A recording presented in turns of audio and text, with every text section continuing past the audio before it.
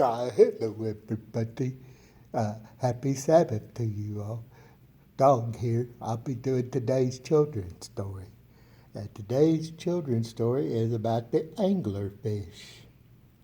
Do you know the first fisherman was a fish?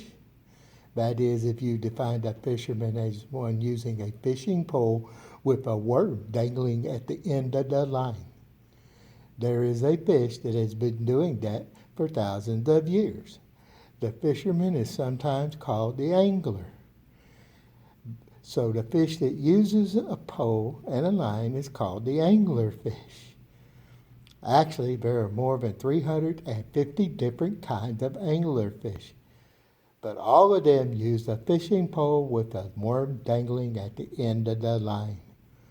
Or that is, it looks how it looks at first. The truth is that the anglerfish has a special type of fin on its nose that is long and slender, like a pole. And hanging from the end of this pole-like fin is a slender piece of skin like a fishing line. And at the end is a larger piece of skin that looks like a worm. The anglerfish is so well camouflaged that it looks like the seaweeds that it lives in.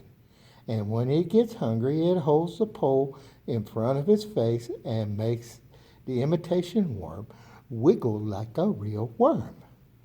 A small fish sees what it thinks is a delicious worm and comes in closer for a better look. Now, the anglerfish will now pull in his pole just a little bit, and the fake worm dangles closer to his mouth.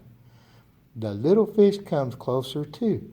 Then, just when the little fish is about to make a dash for what it thinks is the worm, the anglerfish opens its mouth suddenly, and the little fish is sucked in so fast that you couldn't even see it if you were watching carefully. The anglerfish still has his pole and line with the worm intact.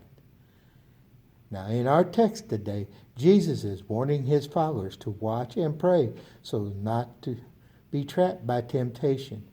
We may make an application regarding the little fish that got caught by the anglerfish. That little fish was watching, wasn't it? But it was watching the wrong thing. It had its eyes on the lure rather than the enemy behind it. So learn from the little fish. Satan very frequently captures our attention by his attractive lures while he leads us into his traps. And today's verse comes from Mark chapter 14, verse 38. Watch and pray so that you will not fall into temptation. Let us remember, Satan doesn't always roar around like a lion. I'll get it out of my mouth. Pete will be laughing at me. But you know, he does get real subtle, and he's real good at it. So we need to remember, always be on our guard, always study our Bibles, and to hang on to Jesus' hand. And when in doubt, pray for the Holy Spirit to guide you. Remember, when you pray, God can send a legion of angels to keep you safe. But when you decide to follow that temptation, you're on your own. Y'all have a good Sabbath.